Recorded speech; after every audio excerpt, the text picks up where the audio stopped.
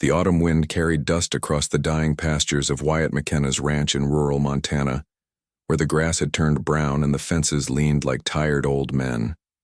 At 47 years old, Wyatt stood in his empty barn, holding a foreclosure notice that gave him 60 days to pay $18,000 or lose everything his grandfather had built. The bank had been patient, but patience had limits, and his had run out 3 weeks ago. He drove his rusted pickup into Billings that Saturday, not for supplies he couldn't afford, but because staying home meant watching his failure grow roots. The livestock auction was winding down when he arrived, most of the serious buyers already gone. He had exactly $2.37 in his pocket. Gas money for the week if he was lucky.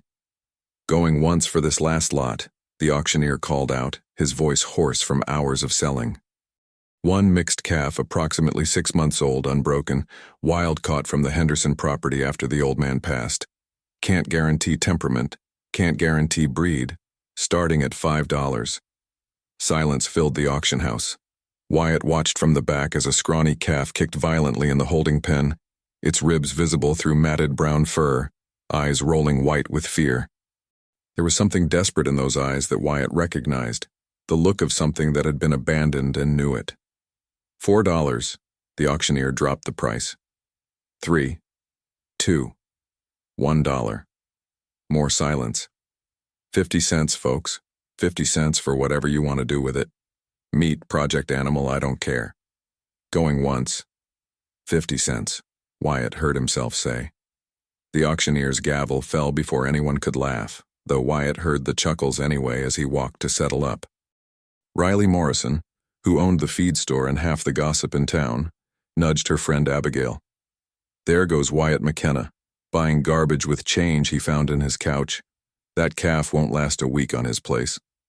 Wyatt signed the paperwork with hands that had roped cattle for 30 years, loaded the thrashing animal into his trailer using a catchpole and prayers, and drove home as the sun set orange and angry over the mountains. The calf kicked the trailer walls the entire 23 miles, a rhythm that matched Wyatt's headache. The first week proved Riley right about almost everything. The calf, Wyatt refused to name it, knowing it would probably die or run off, destroyed 2 fence sections, knocked over his only remaining water trough, and seemed to have a personal vendetta against sleep. Every night around 2 a.m. it would bellow and charge the barn walls, forcing Wyatt outside in his boots and boxer shorts to prevent structural damage he couldn't afford to repair. On day 8, exhausted and desperate, Wyatt sat on an overturned bucket in the barn, watching the calf pace in the corner stall he'd reinforced with spare lumber. I paid 50 cents for you, he said to the animal, his voice rough with fatigue. 50 cents I needed for gas. You want to tell me why I did that? The calf stopped pacing. Its ears, which had been flat against its head for a week, swiveled forward. In the dim light from Wyatt's camping lantern, he noticed something he'd missed during the chaos. Beneath the caked mud and matted fur on the calf's left shoulder there was a pattern. Not a natural marking, but something deliberate. A brand, maybe, but partially healed over and obscured. Wyatt stood slowly, moving the way he'd learned to move around spooked horses. The calf tensed but didn't charge. He grabbed a soft brush from the tool bench, one he'd used on his last horse before selling her to pay the electric bill. Easy now, he murmured. Just want to see something. It took 20 minutes of patient stillness before the calf allowed him within arm's reach. The moment the brush touched its shoulder, the animal's entire body shuddered, but it didn't bolt. Wyatt worked carefully, brushing away weeks of accumulated filth, revealing inch by inch what lay beneath. It wasn't a ranch brand. It was a registration tattoo, the kind used for purebred stock. Beneath that, barely visible, were the faded numbers 07-2024. This calf had been born just 6 months ago in July, and someone had registered it officially. But the Henderson property had been abandoned for 3 years, ever since Owen Henderson died without family to inherit his failing cattle operation. Where did you come from? Wyatt whispered. The calf turned its head, looking directly at him with eyes that seemed far too intelligent for a 6-month-old animal. Then it did something that made Wyatt's skin prickle. It walked to the barn's far corner and pawed at a specific floorboard, the same floorboard it had been fixated on all week during its pacing. At dawn, Wyatt pried up the floorboard with a crowbar, his hands shaking from more than just the morning cold. Beneath the wood, wrapped in a deteriorating feed sack, he found a waterproof box containing documents that would change everything. Owen Henderson's handwriting covered 3 notebooks, entries dating back 15 years. Wyatt sat on the barn floor as morning light crept through the gaps in the walls, reading about a breeding program that sounded impossible. Henderson had been a geneticist before retiring to ranching, and he'd spent his final years attempting to create a line of cattle with unprecedented intelligence and adaptability, animals that could thrive in Montana's harsh climate, resist disease, and require minimal human intervention. The last entry, dated 3 months before Henderson's death, was circled in red. Success. The heifer produced a calf that exceeds all projections. Kept it separate from the main herd due to the abnormal intelligence markers. Must protect from casual observation until patent applications are filed. Hid registration papers with the calf's DNA profile in the barn's northwest corner. Marked location with... The entry ended there. According to the death certificate filed with the county, Henderson had suffered a fatal heart attack in his house. His few remaining cattle had been sold off cheap by the bank, his property eventually auctioned. But this calf, this impossibly smart, valuable calf, had somehow survived wild on the abandoned property for months, probably born just weeks before Henderson died, hidden away deliberately. Wyatt's hands trembled as he read the genetic profiles. If Henderson's notes were accurate, this animal wasn't just smart, it represented millions of dollars in agricultural research. The DNA markers indicated traits that major cattle companies had been trying to isolate for decades. Disease resistance, efficient feed conversion, accelerated growth with maintained meat quality, and problem-solving capabilities that bordered on uncanny. "You're not a 50-cent calf," Wyatt said aloud. "You're a $50 million secret."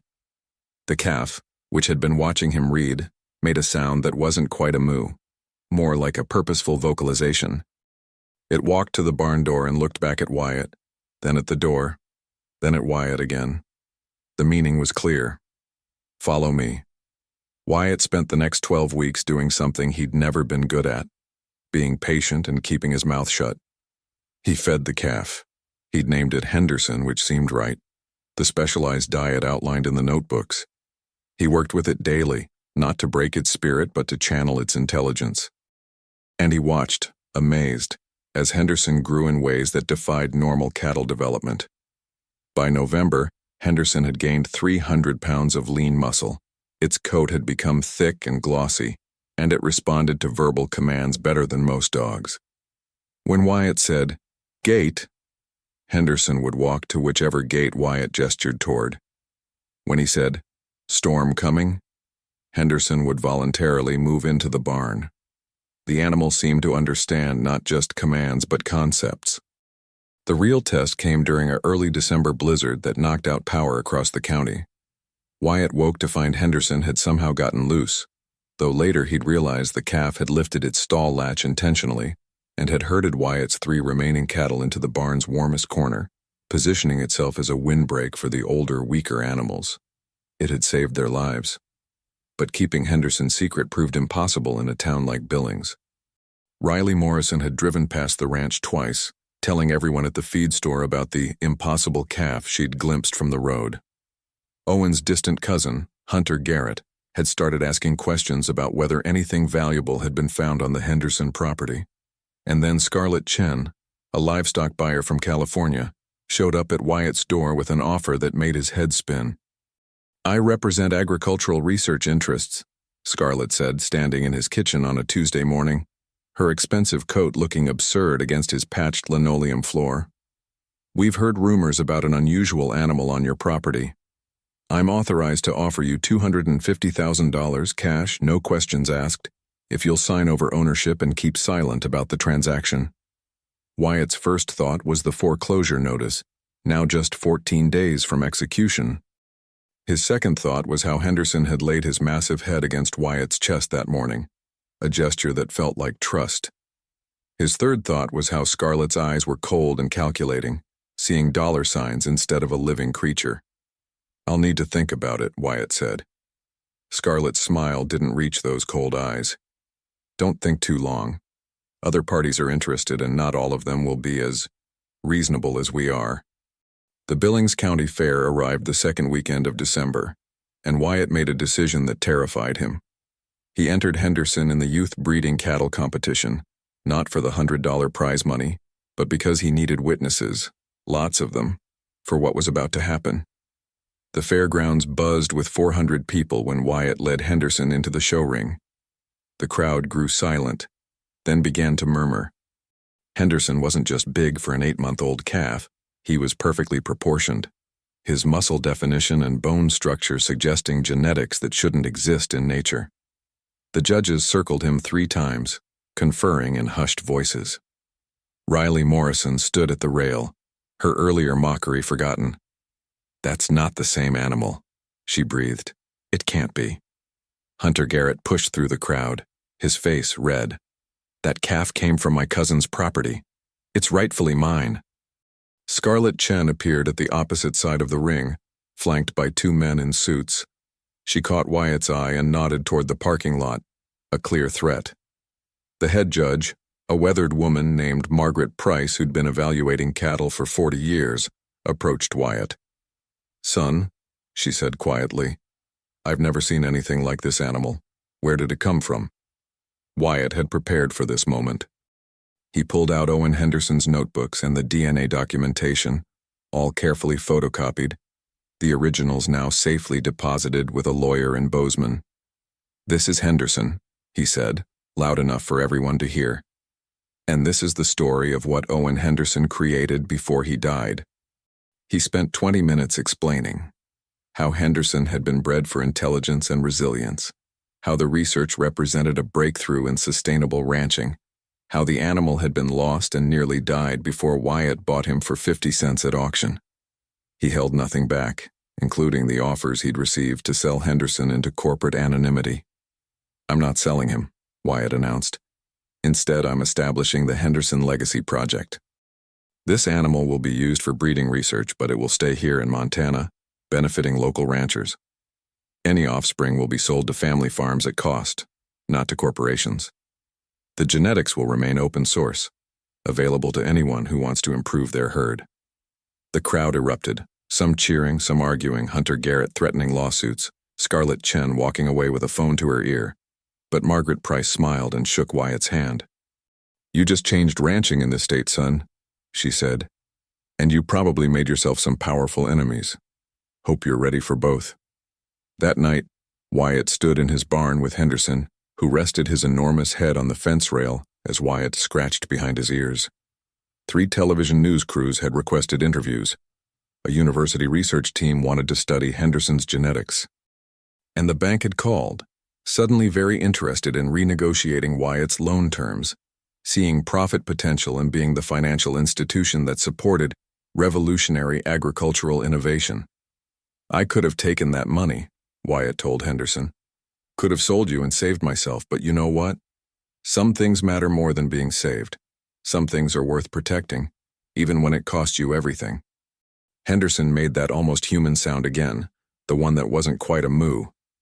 In the cold December air, with snow beginning to fall outside, Wyatt understood that he'd gambled everything on a 50-cent calf and won something more valuable than money. He'd won purpose. The ranch would survive not because he'd gotten rich, but because he'd chosen something bigger than himself. Outside, cars still lined the road, people hoping for a glimpse of the miracle calf. Inside, a broke rancher and an impossible animal stood together in the warmth of a barn that had nearly collapsed from neglect 3 months earlier. Sometimes, Wyatt thought, the best things in life cost exactly 50 cents. If you're brave enough to bet on them when everyone else walks away.